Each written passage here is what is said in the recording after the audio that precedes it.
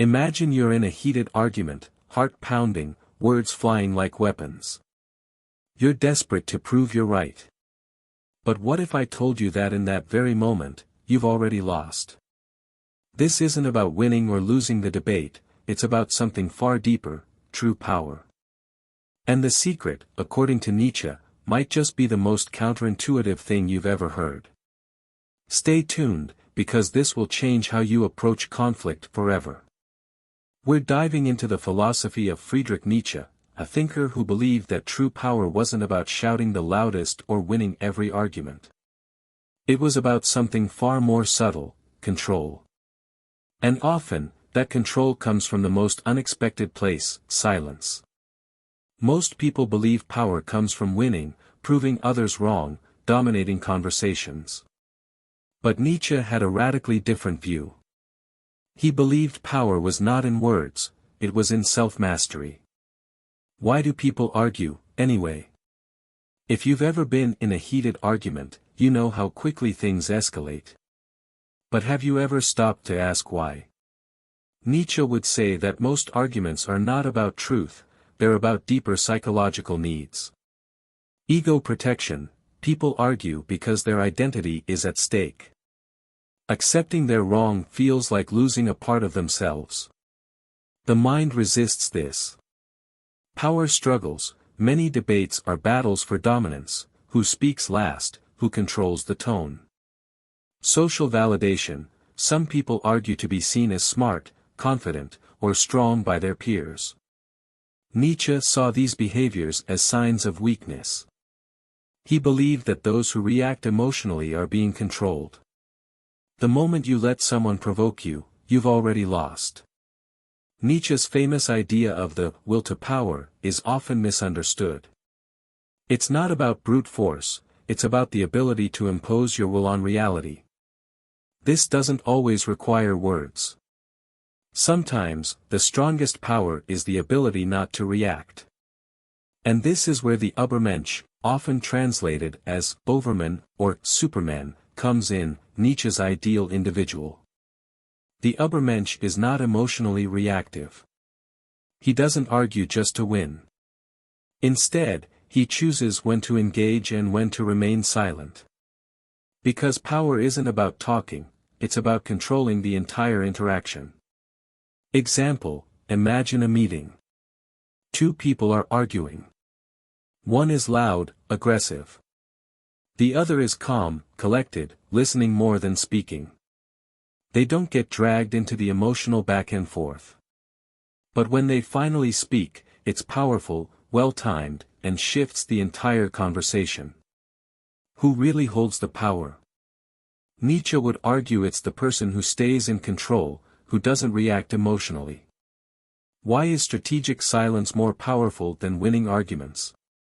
Silence, used correctly, is not weakness, it's a psychological weapon. It forces the other person to reveal more about themselves. It makes them uncertain, making them second-guess their words. It creates tension, and tension makes people uncomfortable, which gives you control. The Übermensch doesn't just stay silent, he uses silence as a tool, a pause, a moment of restraint, a well-timed response that flips the conversation. This is why Nietzsche's version of power isn't about fighting, it's about mastering the battlefield before the fight even begins.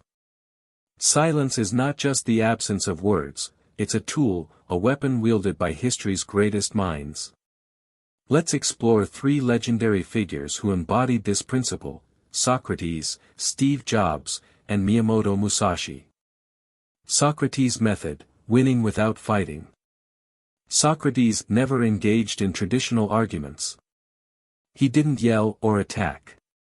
Instead, he used the Socratic method, a way of questioning that made people expose their own contradictions.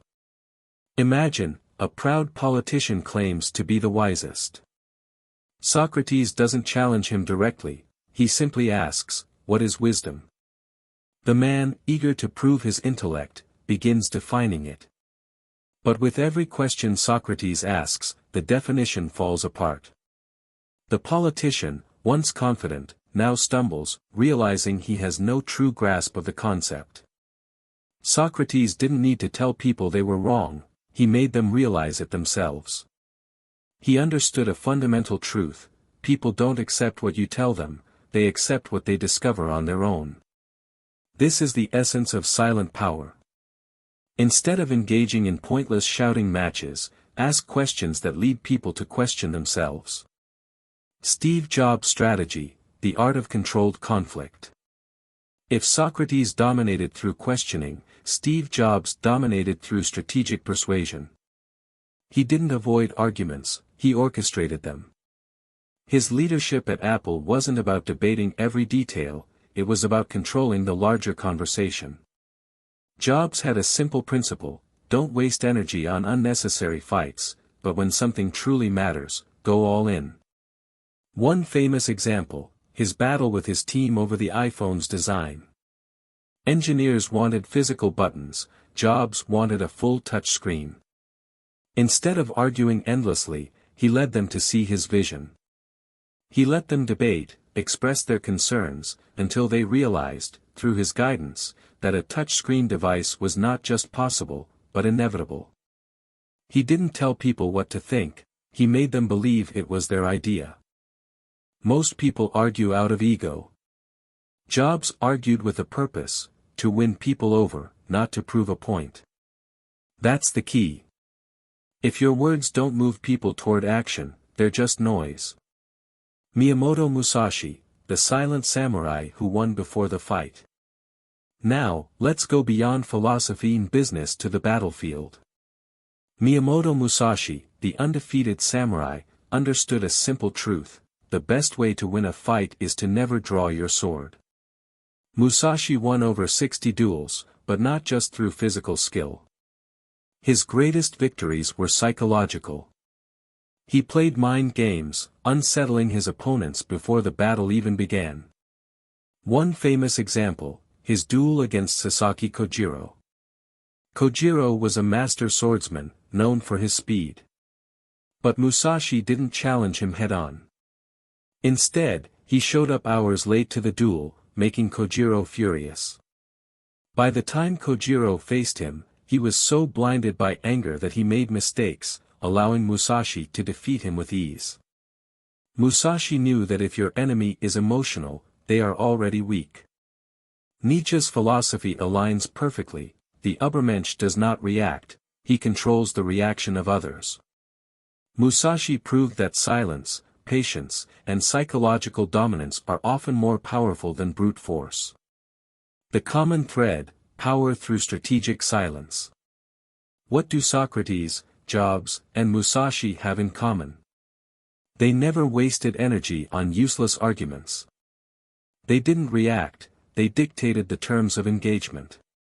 They understood that true power is not in words, it's in influence. The next time you feel the urge to argue, ask yourself: am I reacting emotionally, or am I controlling the situation? Because true power is silent. Have you ever used silence strategically in a conflict or negotiation? Share your experience and the outcome in the comments. Why do we argue, though? Why do we feel the need to prove ourselves right, to fight back, to defend our ideas, even when the argument is going nowhere? Most people believe arguments are about truth. They are not. Arguments are about power.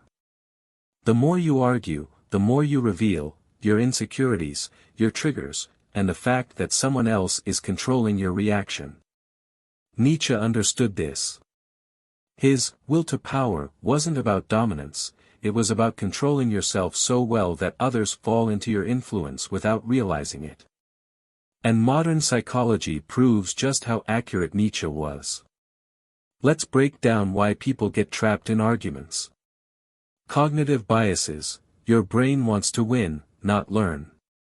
Our brains are wired with biases that make us terrible at arguing rationally. Confirmation bias: we only look for information that supports what we already believe. Backfire effect: when challenged, we double down on our beliefs, rather than changing our minds. Dunning-Kruger effect: the less we know, the more confident we are. These biases make most arguments pointless. No one listens, they just wait for their turn to speak. The Übermensch avoids this trap. He listens, observes, and chooses whether to engage. Emotional triggers, why we take arguments personally. Have you ever wondered why some arguments make you furious, while others don't bother you? It's because we don't argue over logic, we argue over identity. When someone disagrees with us on a deep level, it feels like a personal attack. That's why debates about politics, religion, or philosophy turn ugly so fast. People don't just feel like their ideas are being challenged, they feel like they are being attacked. This is why the most powerful people never argue emotionally. If someone can make you emotional, they control you. The Übermensch doesn't fall for this. The need for validation, the real reason people argue. At the core of most arguments isn't truth, it's ego. People don't just want to be right, they want to be seen as right. Nietzsche understood that most humans seek validation from the herd. They argue not to find truth, but to gain approval. But the Übermensch does not need validation, he creates his own truth. Think about the most influential figures in history, did they waste time arguing with critics? No. They focused on their vision, ignored distractions, and let their actions speak louder than words. Nietzsche was ahead of his time. His insights align perfectly with modern psychological research. Let's break it down. Power dynamics in social interactions. Social psychologists have found that the most powerful people in any group are not the ones who talk the most, but the ones who control the flow of conversation. They don't interrupt, they don't over-explain, they choose their words carefully, making people hang on every sentence. Powerful leaders rarely raise their voices, they don't need to. When they speak, people listen, because they've created an aura of authority through their silence. The role of self-restraint and persuasion. Research in behavioral psychology shows that people who stay calm and composed in arguments are far more persuasive than those who get emotional. Why? Because humans are wired to see calmness as confidence. Nietzsche believed that true power comes from self-mastery. The Übermensch is not a slave to his emotions, he decides, and that makes him untouchable.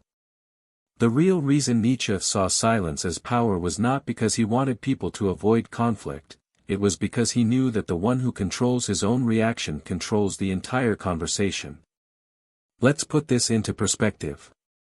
If someone insults you and you react, you've lost.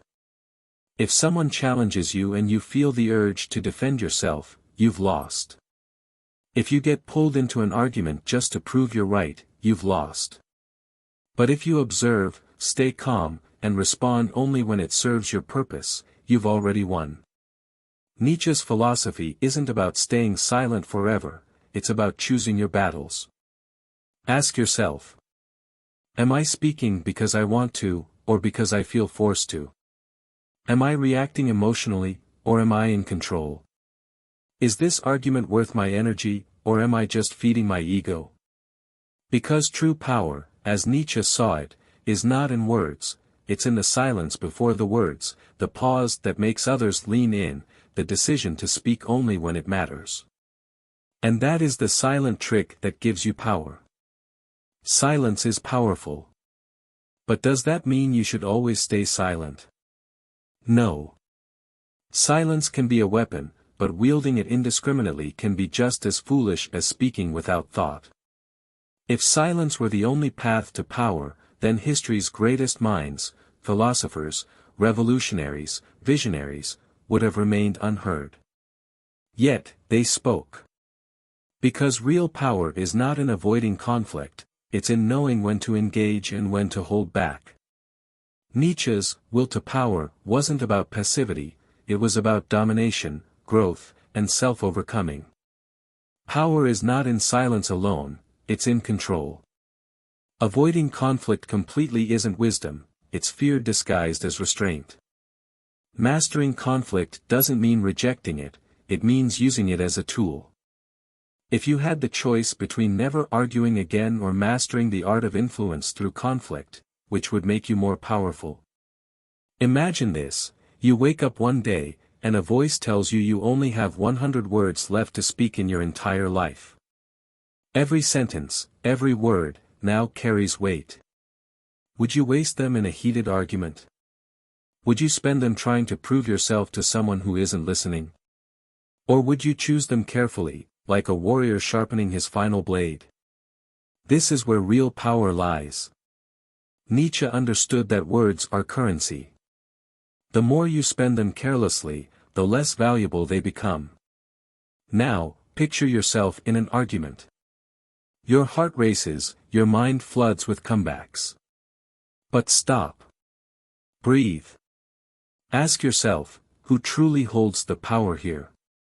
The one frantically trying to prove himself, or the one who knows when to stay silent?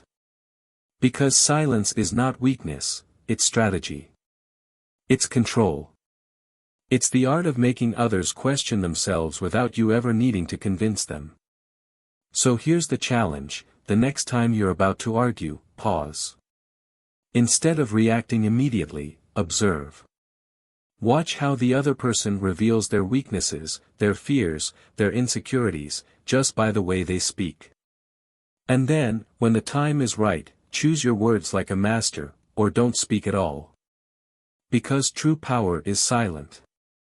Nietzsche's insights, though controversial, offer a profound lesson: true power comes not from dominating others through words, but from mastering yourself, your emotions, your reactions, your silence. It's about choosing your battles, understanding the psychology of conflict, and wielding words, or the lack thereof, with strategic precision. This isn't about becoming a doormat, it's about becoming untouchable. It's about recognizing that your energy is precious, and that engaging in pointless arguments is a waste of that precious resource. It's about cultivating an inner stillness that allows you to observe, analyze, and respond, or not respond, with intention and control. So, I challenge you to put this into practice. The next time you feel the urge to argue, try silence instead. Observe the other person, observe yourself, and then choose your response consciously. Share your experiences in the comments below. How did silence change the dynamic? How did it make you feel? Let's learn from each other and cultivate true, silent power. And, as always, like this video and subscribe for more deep dives into philosophy, psychology, and the art of living a powerful life.